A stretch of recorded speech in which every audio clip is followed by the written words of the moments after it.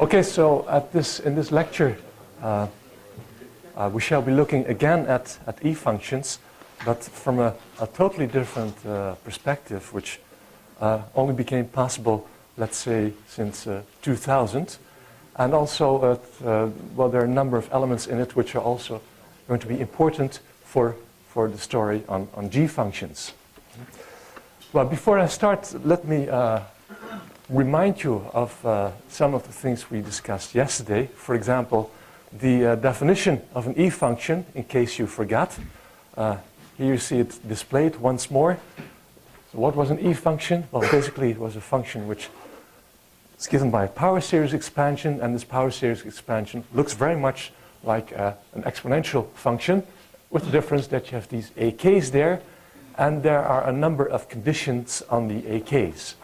First condition is that this power series should satisfy a linear differential equation with rational function coefficients. Secondly, the AKs should have bounded behavior in the sense that their denominators are bounded by something which is exponential, and the sizes are bounded by something which is exponential in the index k. And well, more specifically, the denominators, well, the common denominators of a0 up to a k should be bounded exponentially. That's the condition for G functions. Well, we saw a couple of examples yesterday, particularly the exponential function. We also saw the Bessel function and some confluent hypergeometric series, and the strange one which satisfied the quadratic relation. Let me also recall the Zirkel-Szydlowski theorem to remind you a little bit of the setup that we're working with. We shall be working with a system of first-order differential equations, and this is a so-called n by n system. And the functions that we shall be looking at are f1 up to fn. Again, I didn't correct the parentheses, so it's still missing. This f1 up to fn will be a solution vector of the system of differential equations, and we assume that these are E functions. So for example, if you have an E function and you have its derivatives, I told you yesterday how to change a differential equation into a system. So for example, if you have one E function, this vector solution could be one E function and its derivatives, which you then put in a matrix form in the form of a system. Okay. Furthermore, we take any algebraic number which is not zero and not a singularity of the system, so it's not in not a pole of one of the entries of this matrix. And then the statement is that the transcendence degree of the functions is the same as the transcendence degree of the values of those functions in the point alpha. Yesterday there was a question about whether this C should be there. Well, you can also put Q bar, the algebraic numbers, over there. It doesn't make any difference for the transcendence degree, since these Fi's are power series whose coefficients are in Q bar. Okay, well, having stated this, I think everything that follows, you have to have this set up in the back of your mind to see what's going on. What I'd like to do now is to take a somewhat different viewpoint on these E functions and ask a question which cannot be answered by Zirkel-Szydlowski. So I already told you yesterday that Zirkel-Szydlowski is the perfect transcendence statement, where the transcendence degree of the functions equals to the transcendence degree of the functions. However, it's still possible to ask questions which are unanswerable by this. So let me tell you what I mean. So let us go back to the Lindemann-Weierstrass theorem, which tells us that if you take the exponentials of distinct algebraic numbers, then they are linearly independent over Q bar, over the algebraic numbers. Okay, that's so far so good. Let me give you the following exercise. Look at the corresponding E functions which are behind it, which are the exponentials e to the alpha z. It's a small exercise to show that those exponential functions are linearly independent over the rational functions. And here, I guess you're perhaps catching the idea. You have some linearly independent functions, linearly independent over Cz, and their values are linearly independent over Q bar. it would be interesting if we could replace these exponentials by e-functions and try to formulate a similar principle. So here it is. This is the question. Suppose we have a bunch of linearly independent e-functions rather than the exponentials, and take any non-zero algebraic number, plug them into the f1 up to fn, and ask whether the values are linearly independent over q bar. That would be a straight generalization of Lindemann-Weierstrass, and it would in fact be an ideal generalization of Lindemann-Weierstrass. Question is it true? Not always. A moment's thought, I think if I give you time, you may even come up with it yourself. It's not very hard, but here's a counterexample. So for example, let us start with two e-functions that are independent, linearly independent of the rationals. And then I cook up a linear combination of 1 and f2, which are called g1 and g2. The coefficients are polynomials, and we will assume that the determinant of this corresponding 2 over 2 matrix is non-zero. Well, as I said, sums and products of e-functions are again e-functions, so g1 and g2 are indeed e-functions again, and furthermore, they're still linearly independent because this determinant is non-zero. However, if I now plug in any value for which this determinant vanishes, then the resulting values will become dependent over q bar, of course. Right? So let's do that. Here's the statement. So in this way, you've cooked up a counterexample. So you should be careful with this previous question with what values of alpha you're going to be choosing. And so this brings us to the question, well, what is the true state of affairs with this question? And it turns out we have to be a little bit more careful. Okay, let us be a little bit more careful. And first, let me show you a theorem which was shown by Nesterenko and Szydlowski in the 1990s. It goes as follows.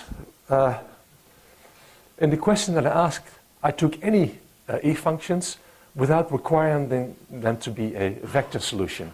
Well, to be on the safe side, it's better to assume that these f1 up to fn do indeed form a vector solution of our system of some system of linear differential equations. And that's what I'll do from now on.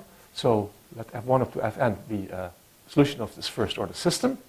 And then they proved that there's a finite set in q bar, should be, such that for any algebraic number which is not in, let's see. Yeah, so we still assume that there are independent over the rational functions, as I did before. Didn't state it, but that's what we assume. And then there's a sort of an exceptional set in the algebraic numbers, such that if you take alpha outside this set, then the values are q bar linearly independent. Okay? Well, that's nice. However, this finite set is a little bit mysterious.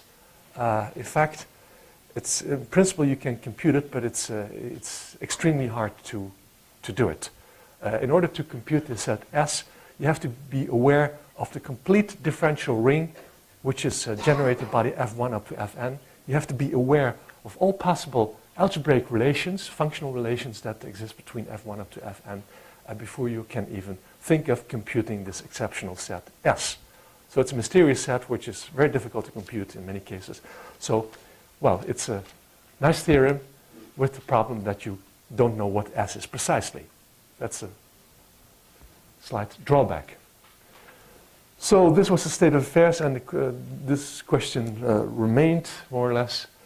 And as I said, the proof still uses the Ziegel-Szydlowski method. Now, in order to resolve this, to get a grip on S, or maybe just get rid of S in some way, you should use something different, something which works differently or better, depends on your point of view, from the Ziegel-Szydlowski method.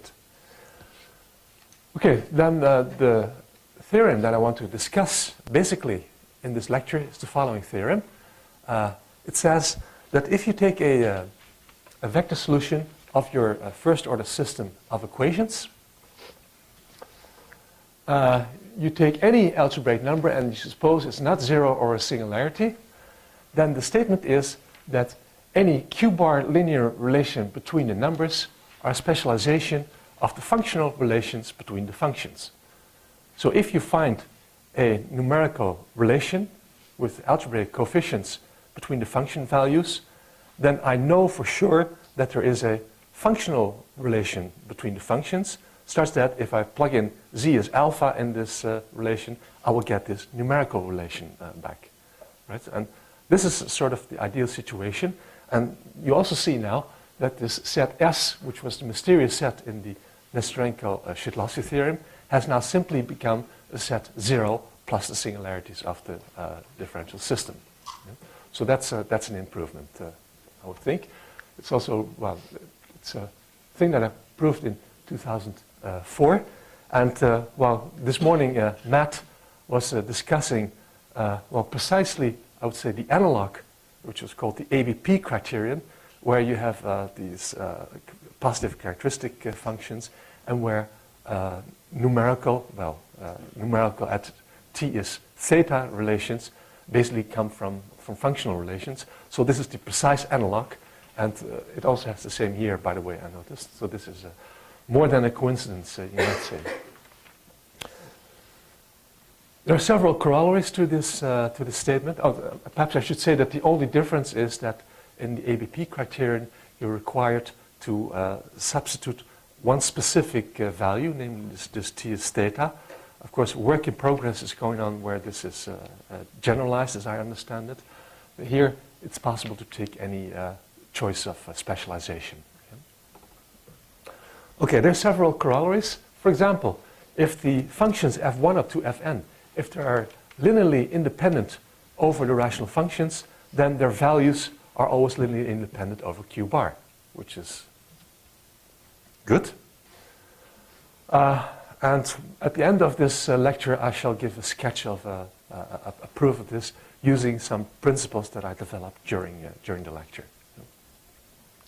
There's another statement, another corollary, because we have so far discussed only linear relations between f1 up to fn. And as Matt remarked this morning, this suffices to also to discuss algebraic relations, because after all, polynomial relations between functions or function values are simply linear relations in the monomials of those functions or function values. And so you can apply this to something more general, namely, I take the same setup, take the same functions f1 up to fn, and satisfy again the system, take any alpha, the usual constraint. Now pick any positive integer, and then I consider the q-bar linear relations between monomials of the f1 up to fn of degree at most big M. Now suppose any such relation occurs, then the statement we saw in the previous slide tells us that this should come from a functional relation between the monomials, well, the function monomials. And the reason is that the monomials of those functions of degree at most m, there are many of them. I think, here's the formula. Where is it? Oh, I think I had the formula somewhere, but okay. There's a formula for it, and it's a big vector. But the nice thing is, if you take a monomial and differentiate it, then with the product rule, well, one of the functions is selected to be differentiated. But through the original equation, you can replace it with a linear combination of the original f1 up to fn. So you end up with another combination of monomials of degree at most m once more. So this vector of monomials in the fi's is basically a solution vector of a huge system of first order differential equations. So that's why you can apply the theorem. I had something, this was the remark. That's, okay, I guess you can, if you haven't understood my words, you can still reread it now. I've written down. This is the proof. Okay, and here you find the dimension of the system that you get, which I found missing. It was under the button. So. Okay, so this is a result, and basically it also says something about algebraic independence of values, that they should basically come from polynomial relations between the functions themselves. Now, I would like to discuss a sketch of the principles which underlie this theorem, and the result which made this possible is a result by Yves André. It's a really a remarkable theorem, I found. It's really I find it quite miraculous that it occurs, and I'll state it here. I'm not going to state it here, sorry. Okay, I'm going to keep the suspense a little bit. So I have to say a few words about linear differential equations, so let's do that. So it will be one slide, I think. So if you take any linear differential equation where these qi's are polynomials, this is the general form of linear differential equation. And then I already told you yesterday, if you take polynomial coefficients for such a linear differential equation, then this qn is the leading coefficient of the equation. The zeros of this qn are called the singularities of the differential equation. The other points are called the regular points, or the non-singular points of the equation. Now, I want to remind you of a theorem of Cauchy, a very classical theorem, which tells us that if you are at a non-singular point, then you can cook up a basis of power series solutions in terms of z minus a. And you know that the solutions of a linear differential equation form a vector space, a linear vector space of dimension n. And in fact, there's a one-to-one correspondence between the solutions and the, basically c to the n, which is given by assigning to the solution, the value at a and its derivatives.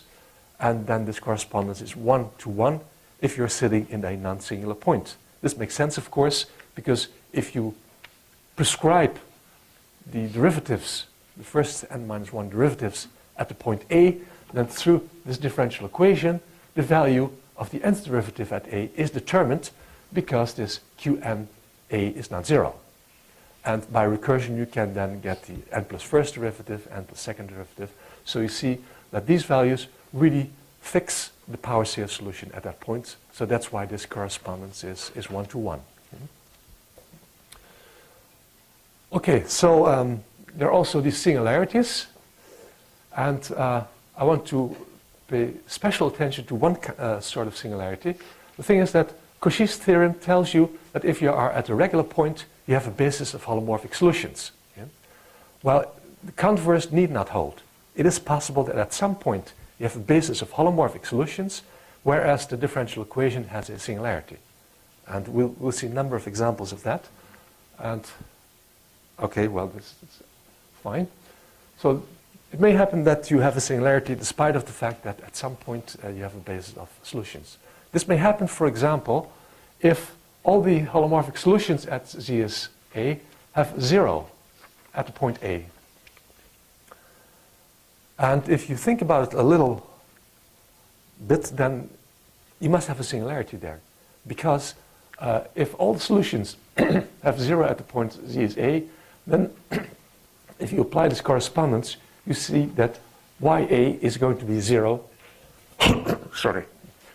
That ya is going to be 0 for every solution, so the correspondence is not 1-to-1 anymore, and therefore this a should be a singularity. And we call this an apparent singularity, but it's there nevertheless, right? So you really see it. It's not. Okay, this is a remark that I wanted to make because it's going to be important for the rest of the story. Okay, what else is there? A few more remarks. So this equation, I don't like writing them, so what I usually do is write equations in this form, Ly0, where L denotes the differential operator that goes into it. And furthermore, if you have any function which satisfies a linear differential equation, then of course I can, of this form, of course you can apply any differential operator on the left and find a new differential equation for the same function. So there is something like a differential equation which has minimal order, like algebraic numbers which have a minimal polynomial.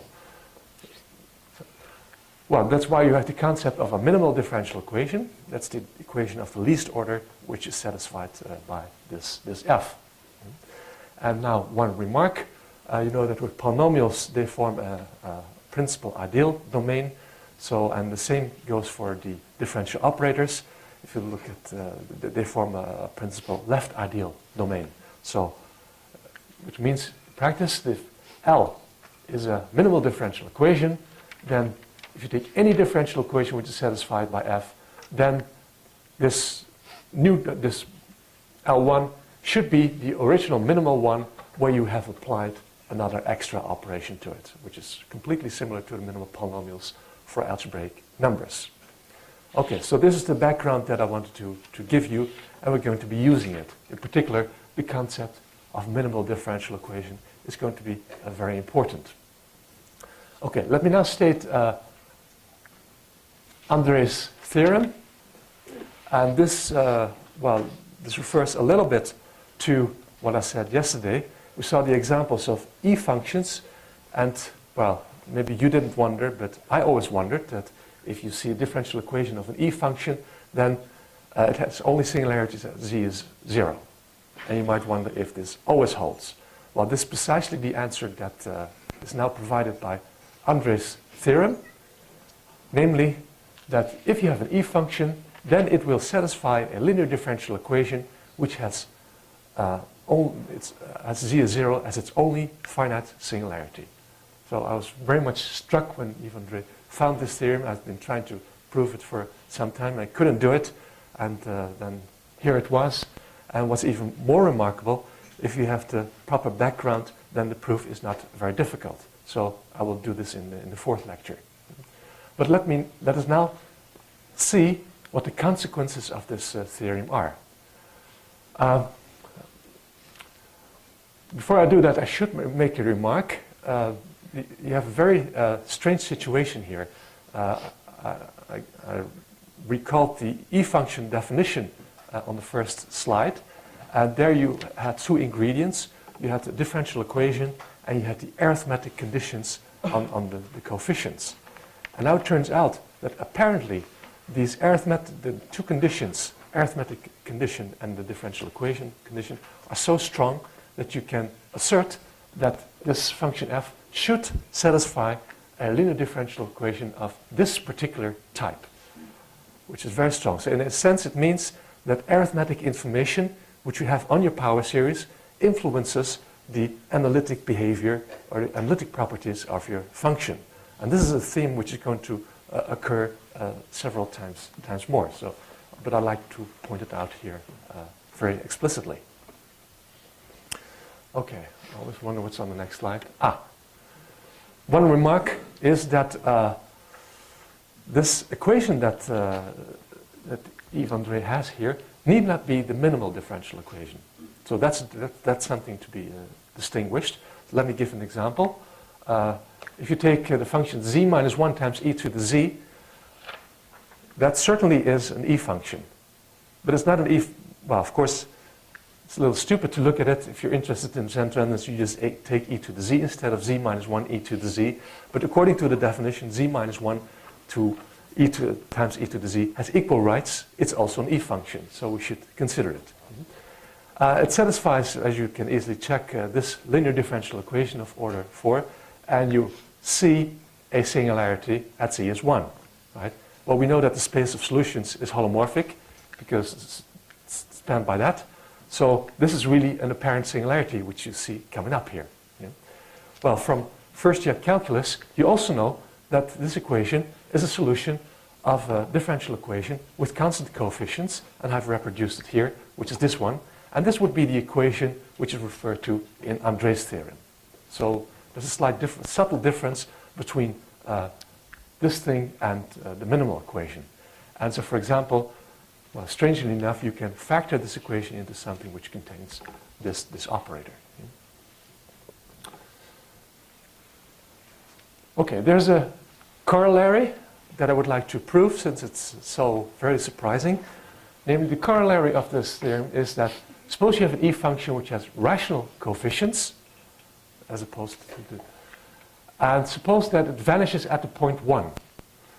Then I can say that the minimal differential equation of this function is going to have a singularity at the point z is 1.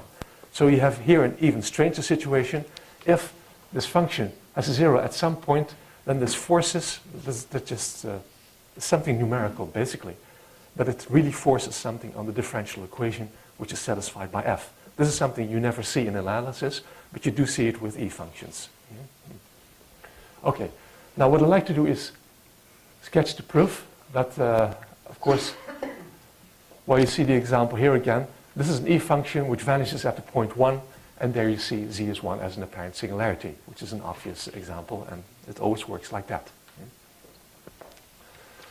Okay, I'd like to give a proof of this corollary, since I find it quite surprising, quite interesting myself. So the proof consists in considering this function fz, which vanishes at the point 1, and I'll divide it by 1 minus z. So, and I'd like to show that it is an e function again. This is a subtle matter, but at least we know for sure that's an entire analytic function, since it has no poles, right? The zeros. This is also a regular point. Z is 1.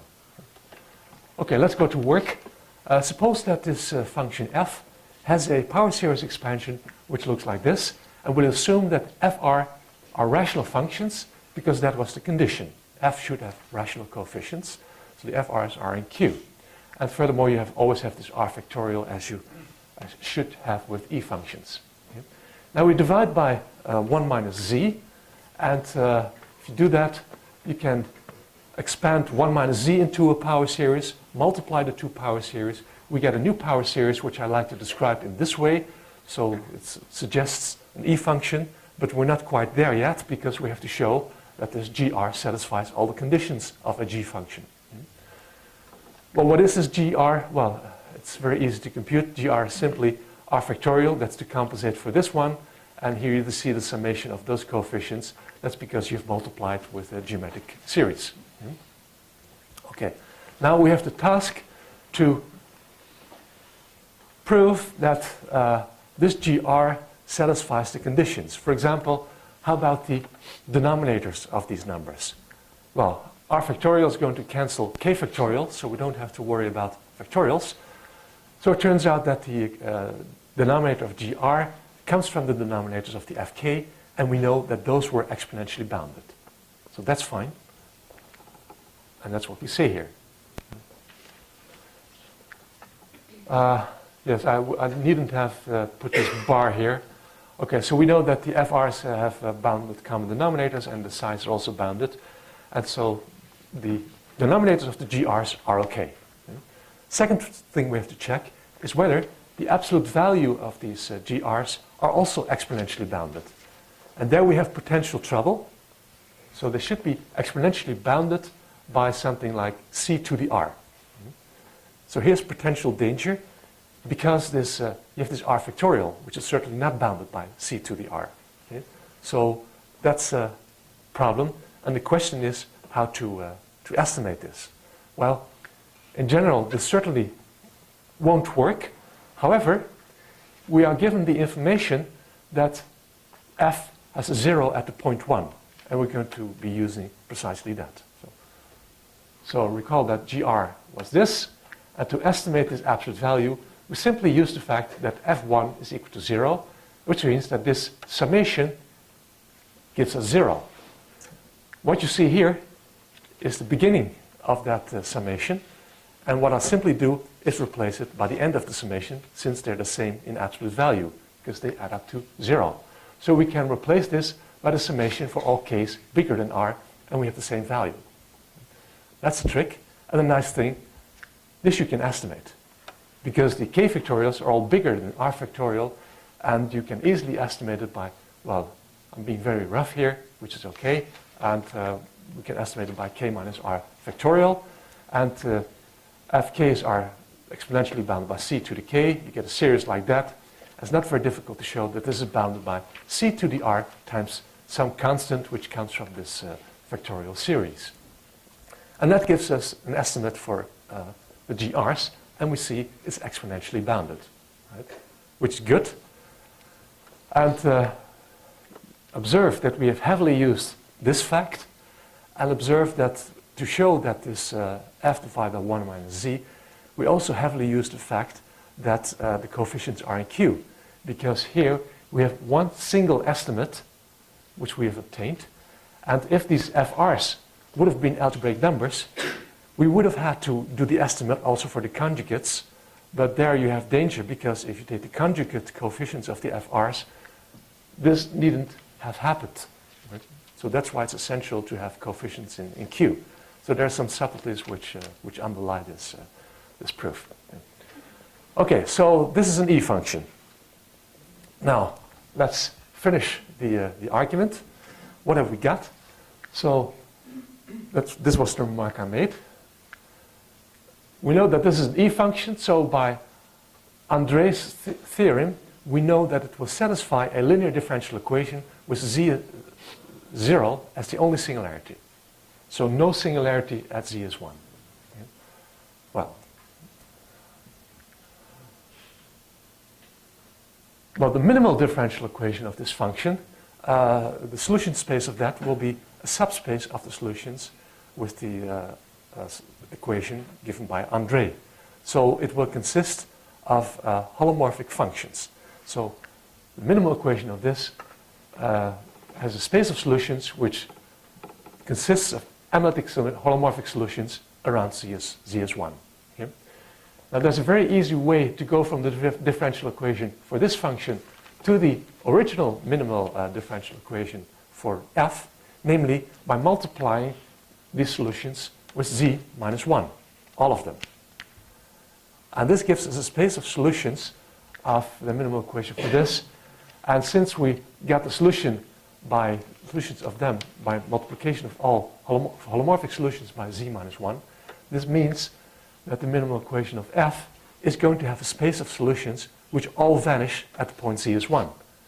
And I explained to you earlier that despite the fact that you have a basis of holomorphic solutions, if they all vanish at the point z is 1 should be a singularity. I think I got that. And okay. And this means z is 1 is an apparent singularity. And that's the end of the proof. This was precisely what Andre's corollary stated. Okay. Very nice. So zeros of E functions apparently influence the nature of the minimal differential equation for this E function. Right? That's one thing. Now, Yves Andre noticed a very interesting corollary of his corollary, namely the transcendence of pi. So let's prove transcendence of pi. How did that go? Suppose pi is algebraic. So we look at alpha, and we suppose it's in Q bar. We consider this function, which consists of the exponentials minus 1, and we take the product where the betas are the conjugates of all alphas. Why do we do this? Well, this product is then an E function, but moreover, it's going to be an E function with coefficients in Q, because we took the products over all conjugates. Furthermore, it vanishes at the point 0, because alpha is among the conjugates of alpha. So we have this information, and now Andre's theorem applies. But on the other hand, you also know that fz is a linear combination of exponential functions. If you multiply them out of this sort, and again from first year calculus, you know that linear combinations of these functions will satisfy linear differential equations with constant coefficients. And I've explicitly given it here, and this d denotes the differentiation operator. Yeah? This equation has constant and coefficient no singularities. On the other hand, this information here tells us that the minimal differential equation should have a singularity at z is 1. And therefore we have a contradiction on these two lines. And this proves that pi is a transcendental number. I still find it a very miraculous proof, and it's basically a mix of, well, we'll see what is behind it anyway. Okay, well, it's possible to extend this work of Yves Andre a little bit, and this is the basis of the theorem that I mentioned in the beginning, namely that if you have an E function, and instead of this f can now be any E function, so no restriction on the coefficients. Coefficients can be in Q bar, And suppose it vanishes at a point, algebraic point alpha, which is non-zero, and non-zero, yes, then alpha is an apparent singularity of the minimal differential equation. So in that sense, it's a generalization, and which holds for general E functions. The proof of that is, well, basically a combination of it's an application of Yves André's result together with some differential Galois theory once more. And then you get this. Okay, well, if you have that result, then it's possible, for example, to prove the Lindemann-Weierstrass theorem. So here it is. Suppose that you have distinct algebraic numbers, and suppose there is a linear relation of that form. Let us assume that the BI's are all non-zero, because if one is zero, you just leave it out. I mean, there's not a real restriction. And, well, we like to show that we get a contradiction. Well, if you read carefully what was on the previous slide, then you see that this function over here, that's an E function. And if we plug in z as 1, then we get 0. So this is an E function which vanishes at the point 1. But the point is now that this is an E function whose coefficients are in Q bar. So they're certainly not in Q, so we have to use the more general result. So it means that this f has a singular point at z is 1. And now we invoke our first year calculus once more, because a linear combination of functions like that should have as minimal, should be of the form given here, which is a differential equation with constant coefficients, so certainly not the singularity at z is 1. Once more, we have a contradiction, and this proves the Lindemann-Weierstrass theorem, which is a one-page proof of that theorem.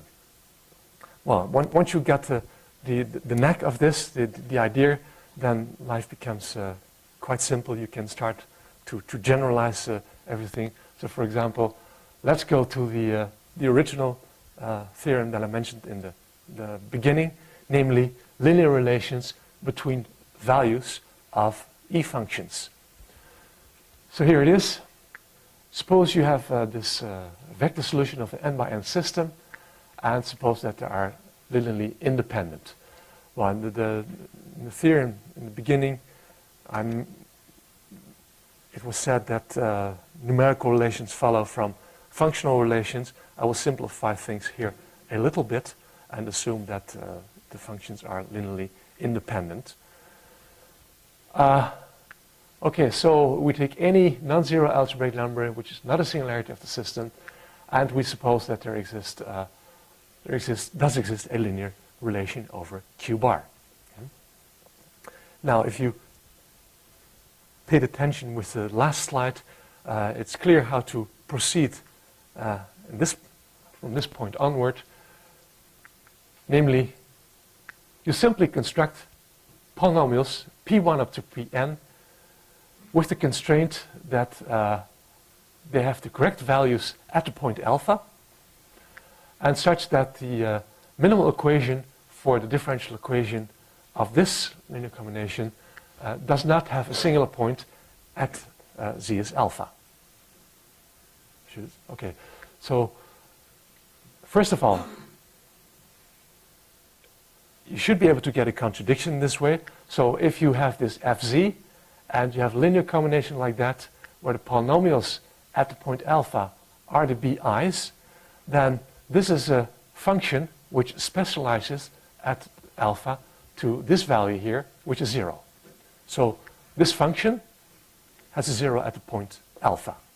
And therefore, its minimal differential equation should have a singularity at alpha.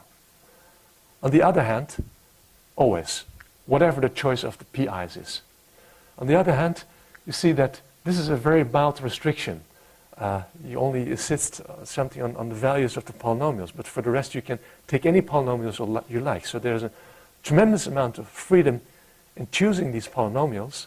And, well, of course you would say that, well, it should be possible to choose them in such a way that the minimal differential equation for this function, fz, well, doesn't have a singularity at z is alpha. would be very strange if any linear combination of this type with any choice of P1 up to Pn would produce a function whose minimal differential equation has a single point at z as alpha. Of course, you can never tell, but it would be very strange if this happened. So what you have to do now, that indeed it's possible to construct the P1 up to Pn in such a way that this will have a minimal differential equation without a single point at z as alpha, and that will give you your contradiction. Well, I'm ask myself whether I should give the details, but I guess if I give the details, then I won't add too many new things to it, so I will not give the details of this choice. But what you have to do, basically, is something which is similar to what we did with the cyclic vector lemma that we had yesterday. What you have to do is start with this linear form, take its derivatives, and hope that the resulting linear forms all become independent. So basically, we're repeating the proof of the cyclic vector lemma here with the extra condition that you want the coefficients of the cyclic vector to satisfy this and this at the same time. But again, the amount of freedom allows you to do that, and it's possible to succeed and therefore get a contradiction. And this then proves, well, basically the corollary which was stated at the beginning. And then proving the general theorem, which was at the beginning, is just a variation on this, which is not too difficult. Okay, so I think I've given you back some of the minutes. I think this is the end of the talk. So,